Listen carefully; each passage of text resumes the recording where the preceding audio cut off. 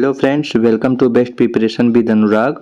हम लोग आज class 10th NCERT math new syllabus के अकॉर्डिंग पढ़ेंगे, जो 2023 में 2023 में नया सिलेबस आया है। इसके अकॉर्डिंग हम लोग मैथ को समझेंगे। तो आज जो हमारा मैथ का टॉपिक है, पहला जो टॉपिक है उसका नाम है रियल नंबर। पहले टॉपिक का नाम क्या है? Real number. और रियल नंबर में हमें जो पढ़ना है उसको हम अच्छे से समझते हैं। तो पहले ये हम लोग समझ लेते हैं कि रियल नंबर में कौन कौन सी चीज़ क्या क्या होती हैं, क्या होता है रियल नंबर, क्या होता है। तो रियल नंबर में हमारा जो आएगा, इसके अंतर्गत बहुत सारी चीज़ें आती हैं। जैसे मैं बोलूँ नेचुरल नंबर हो गया, क्या हो गया हमारा? नेचुरल नंबर हो गया। फिर मैं बोलूँ कि जो होल नंबर है, ये होल नंबर जो हो गया, ये भी इसी में आता है। फिर मैं बोलूँ होल नंबर के बाद जो मेरा इंटीजर आता है, इंटीजर भी इसी में आता है।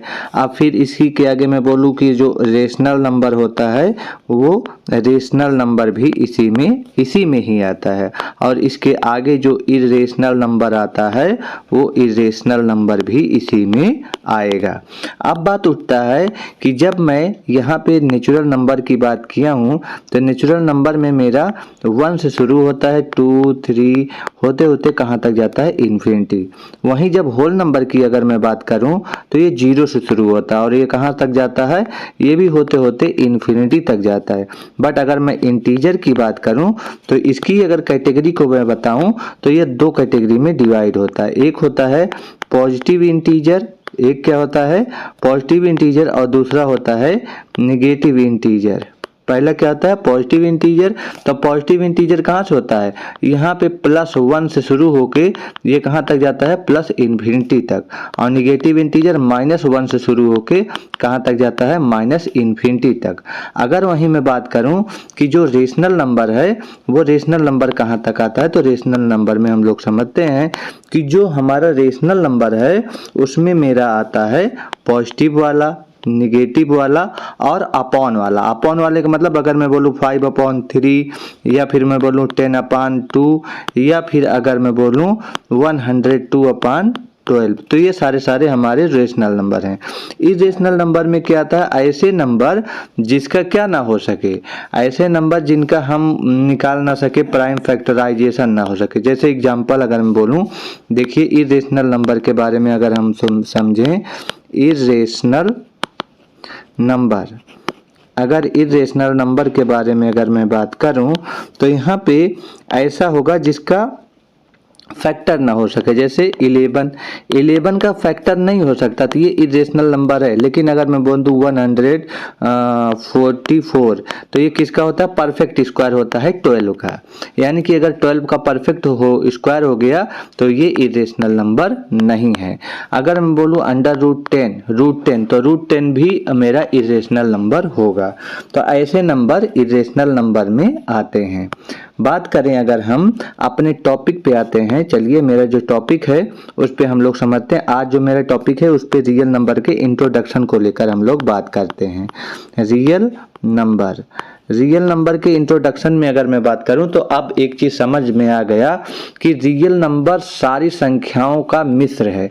इसमें सारी संख्याएं सम्मिलित होती हैं। इसमें क्या होती हैं? सारी संख्याएं शामिल होती हैं। सारी संख्याएं क्या होती हैं? शामिल होती हैं। सारी संख्याएं शामिल होती हैं। इसका मतलब ये हुआ ऑल नंबर्स कम्स इनटू किसमें? रियल नंबर में। रियल नंबर में सारी संख्याएं आ जाती हैं। अगर मैं बोलूं कि वो सारी संख्याएं कौन कौन से हैं, तो वो सारी संख्याओं को हम लोग समझ गए कि मेरा था नेचुरल नंबर, ये आएगा रियल नंबर में। मेरा था होल नंबर, ये भी आएगा रियल नंबर में। मेरा था इंटीजर, ये भी रियल नंबर में ही आएगा। और रेशनल नंबर, ये भी रियल नंबर में ही आएगा। और इरेशनल नंबर, ये भी मेरा रियल नंबर में आएगा। तो ये सारे के सारे किसके अंदर में आएंगे? तो ये सारे के सारे मेरा आएगा रियल नंबर में। ये सारे किस में होते हैं? रियल नंबर में होते हैं। तो हम लोग समझ गए अब ये बात। अब हम लोग आगे चलते हैं टॉपिक पे जो हम लोगों को पढ़ना है। क्या हम लोगों को पढ़ना है? यहाँ पे मैं आपको कुछ रूल बताऊंगा, इसमें इंट्रोडक्शन का ही है, इसलिए रूल को आपको जानना जरूरी है। तो अगर मैं बोलूँ पहला रूल जो बात करता हूँ, तो इसमें मुझे 2 पॉजिटिव इंटीजर लेना है।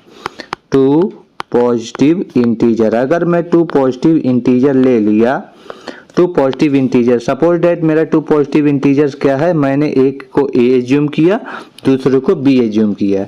ये दोनों जो रियल नंबर पॉजिटिव इंटीजर्स हैं ये मेरे कैसे होंगे? होल नंबर में होंगे।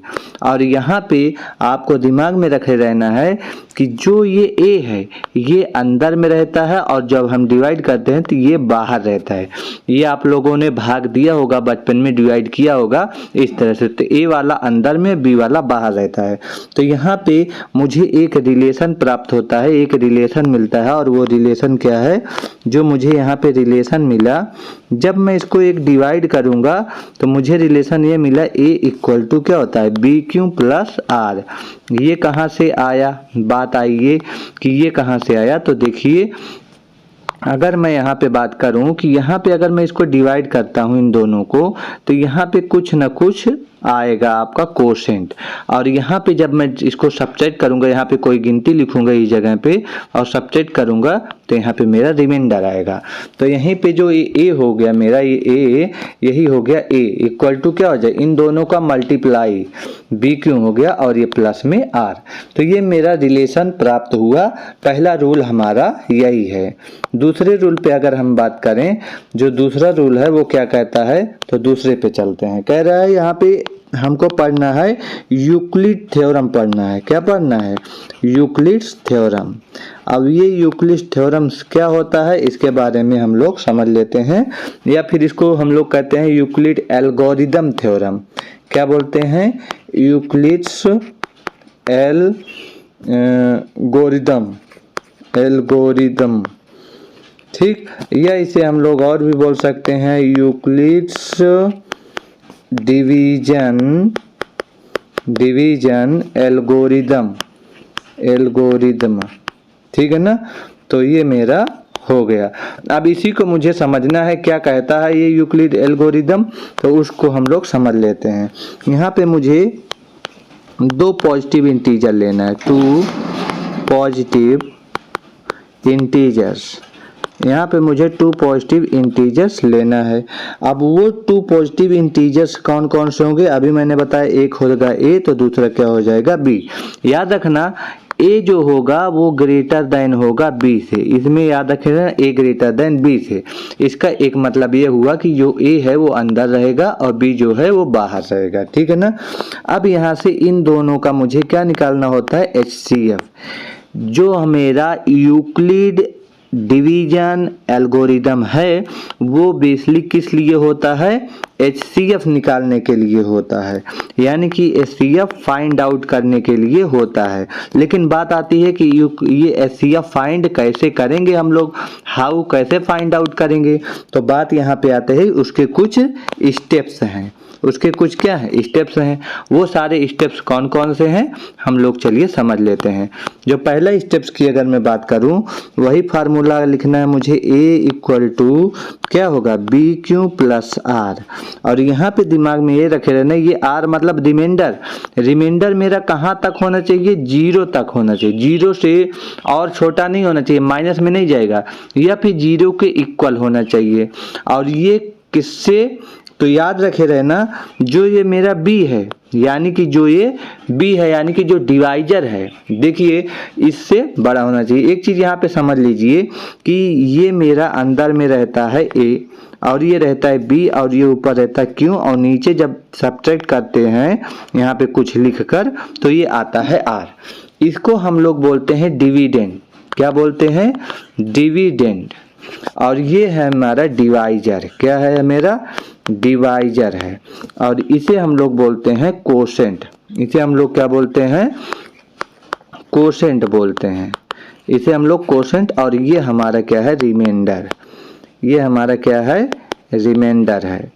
अब यही चीज है जो मैं यहाँ पे लिखा हूँ, ये अब यहाँ पे आप लोग कंफ्यूज नहीं होना चाहिए। ये है हमारा डिविडेंड ए वाला, ये बी वाला मेरा क्या है, बी वाला मेरा है डिवाइजर, और क्यू है हमारा कोशेंट, और आर है हमारा रिमाइंडर। चलिए अब सेकंड जो स्टेप है उस सेकंड स्टेप के बारे में हम लोग क्या बोले कि जो यहाँ पे मेरा ए है, ए बराबर क्या होगा, बी क्यू प्लस आर होगा।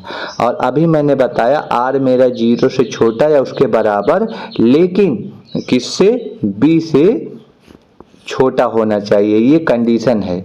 ये इसमें दिमाग में रखे रहना। जो पहली बात आपको याद रखना है कि R बराबर हमको R इक्वल टू 0 करना है। जैसे ही R इक्वल टू 0 हो जाएगा तो उस केस में जो मेरा B रहेगा वही मेरा आंसर हो जाएगा, जो मेरा B होगा वही क्या हो जाएगा, आंसर। लेकिन सपोज दैट ऐसा नहीं हुआ, तो R हमारा 0 अगर नहीं हुआ तो हम क्या करेंगे, अगर हमारा R 0 नहीं हुआ तो मुझे फर्दर वही स्टेप आगे कंप्लीट करना है। क्या, अप्लाई करेंगे हम लोग फिर से, अप्लाई अगेन कौन सा, वही यूक्लिड्स डिवीजन एल्गोरिदम, यही रूल फिर से हम लोग अप्लाई करेंगे। और यहाँ पे जब दोबारा हम लोग अप्लाई करेंगे तो दिमाग में ये रखेंगे कि कौन सा रूल बन जाएगा, वही अब यहाँ पे मेरा B और R का केस चलेगा।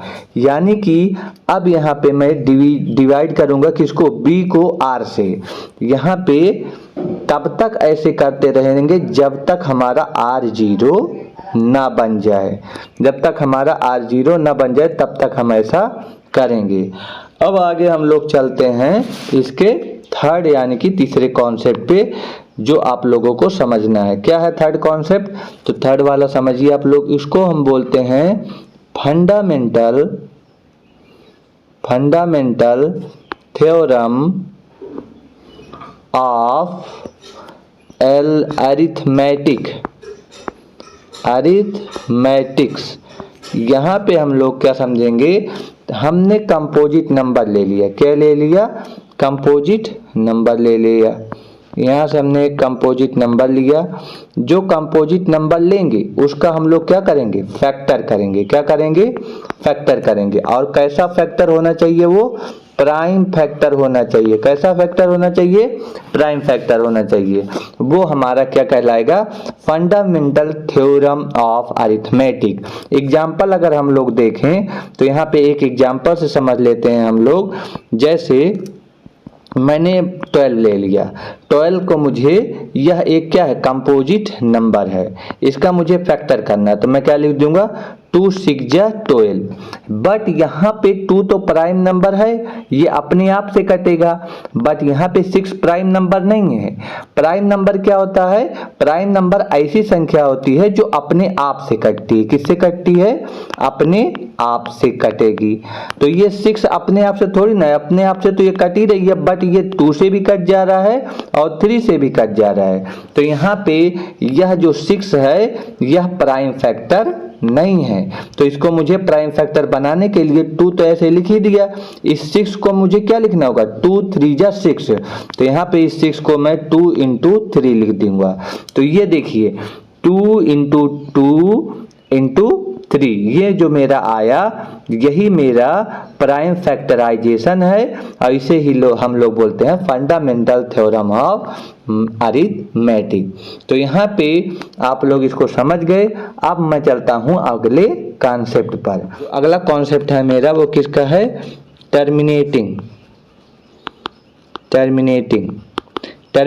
क्या होता है, एक नंबर जो P/Q के फॉर्म में हो, जो P/Q के फॉर्म में, बट याद रखना Q क्या नहीं होना चाहिए, 0 नहीं होना चाहिए।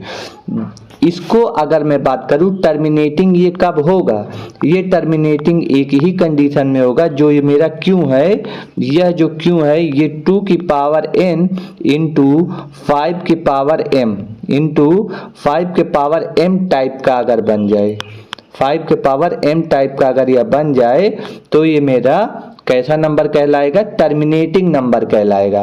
अगर यहाँ पे मैं आपको एग्जाम्पल से बताऊं कि एक एग्जाम्पल ले लेते हैं, जैसे एग्जाम्पल लूँ मैं कि क्वेश्चन एक लेता हूँ, जैसे मैं लिख दिया 20/2 इंटू 3 इंटू 5 इंटू 7। ये बताइए कि मेरा ये क्या है, टर्मिनेटिंग है कि नॉन टर्मिनेटिंग है। तो मुझे यहाँ पे 2 मिल गया और 5 मिल गया। मैंने आपको बताया था कि 2 की पावर n और 5 के पावर m टाइप का बनना चाहिए। यहाँ पे पावर 1 है और 1 है, कुछ नहीं दिया रहेगा तो हम लोग क्या मान लेंगे 1। तो ये देखिए दोनों यहाँ पे 2 और 5 मिल गया, तो मेरा ये हम बोल देंगे कि सीधा सीधा ये कैसा नंबर है, टर्मिनेटिंग है। कैसा है, टर्मिनेटिंग है। तो आप लोग ये देखकर ही बता देंगे कि टर्मिनेटिंग है कि नॉन टर्मिनेटिंग है। आगे चलते हैं हम लोग अगले कॉन्सेप्ट पर।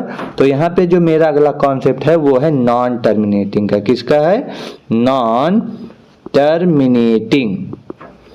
नॉन टर्मिनेटिंग, तो नॉन टर्मिनेटिंग नंबर कौन सा होता है, तो नॉन टर्मिनेटिंग नंबर वही मैं P/Q का एक लेता हूँ।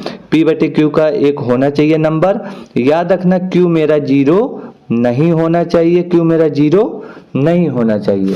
बट यहाँ पे जो Q है, यहाँ पे जो Q है ये वाला, ये मेरा 2 की पावर n इंटू 5 के पावर m टाइप का ना दिखे, इस टाइप का क्या हो, ना दिखे।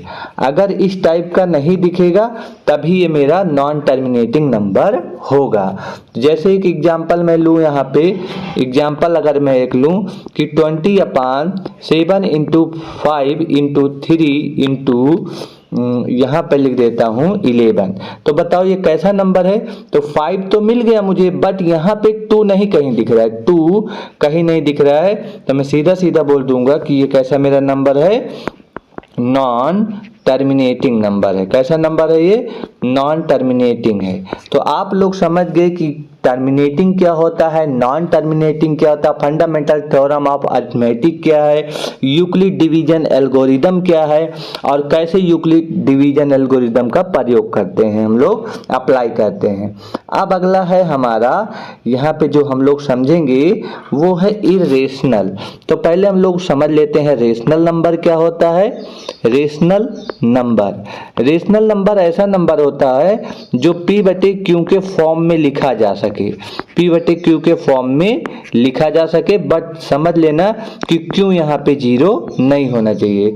अगर मैं एक एग्जांपल आपको लूँ कि 4 ले लिया, तो 4/1, देखिए ये हो गया P, ये हो गया Q, तो ये P/Q के रूप में लिखा गया, इसलिए ये रेशनल नंबर है। अगर मैं लिख दूँ 12/0, तो 12 तो ऊपर तो P के रूप में है, बट Q के रूप में क्या है, नीचे 0। मैंने बोला था नीचे 0 नहीं होना चाहिए, यहाँ नीचे 0 हो गया, इसलिए मेरा रेशनल नंबर नहीं है। तो रेशनल नंबर क्या होता है, जो P/Q के रूप में लिखा जाए या इसे रिप्रेजेंट किया जाए, वही मेरा रेशनल नंबर होता है। आगे मैं चलूं, अब इरेशनल नंबर की हम लोग बात कर लेते हैं कि इरेशनल नंबर क्या होता है। तो इरेशनल नंबर, इरेशनल नंबर ऐसा नंबर जो P/Q के रूप में ना लिखा जाए, ऐसा नंबर जो P/Q के रूप में ना हो। दूसरा नंबर, वह नंबर जो प्राइम नंबर हो। कैसा नंबर हो, प्राइम नंबर हो, प्राइम नंबर हो, वो भी मेरा क्या होता है, इरेशनल नंबर होता है। और ऐसा नंबर जो पॉइंट लगने के बाद कभी वो संख्या रिपीट ना हो। जैसे यहाँ 3 रिपीट हो गई, तो रिपीट नहीं होना चाहिए। 3 4 फिर 2 आ गया, फिर कोई 5 आ गया, तो ये चलता जाए, ऐसे ऐसे चलता जाए, बट ये रिपीट ना हो, तो ये भी मेरा क्या कहलाता है, इरेशनल नंबर। इसमें अगर मैं एग्जांपल में बोलूँ तो यहाँ पे मेरा पाई आएगा, यहाँ अंडर रूट करके भी रहता है, बट उसका प्राइम फैक्टराइजेशन, उसका मतलब कि फैक्टर ना हो सके, तो वो भी इरेशनल में आएगा। जैसे अगर मैं बोलूं 11, या फिर अगर मैं बोल दूं √9, तो ये देखिए परफेक्ट स्क्वायर हो रहा है, तो ये इरेशनल नंबर नहीं होगा, क्योंकि 9 का क्या होता है, 3 हो जाता है। तो जिसका परफेक्ट स्क्वायर ना हो, जैसे 11 का परफेक्ट स्क्वायर नहीं बनता है, तो इरेशनल नंबर में आ गया। पाई का वैल्यू हमेशा इस रूप में चलता है, 1.413 ऐसे करके चलता रहता है, और ये कभी रिपीट नहीं होता, तो इरेशनल नंबर में हो जाता है, और ये P/Q के रूप रूप में नहीं होता, तो इरेशनल नंबर इसमें हो जाएगा। इसी में आगे का जो कॉन्सेप्ट है, हम जो अगला एक्सरसाइज हम लोग पढ़ेंगे उसमें जो रूल आएगा HCF और LCM का आएगा।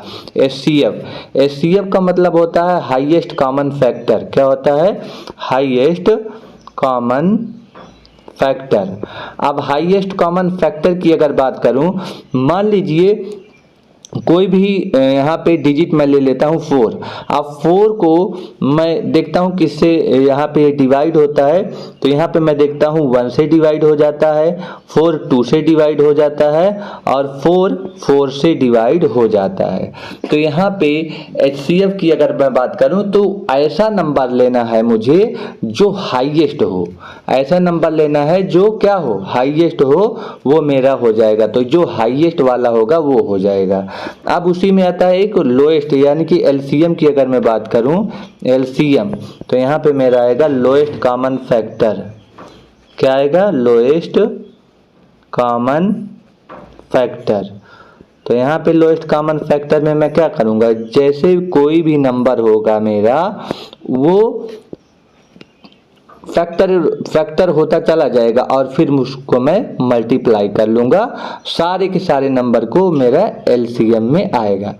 यहाँ पे एक फॉर्मूला होता है, आप लोगों को याद रखना है। LCM को जब HCF से मल्टीप्लाई करते हैं तो यह आता है 2 नंबर का प्रोडक्ट के, 2 नंबर के प्रोडक्ट के बराबर में आता है।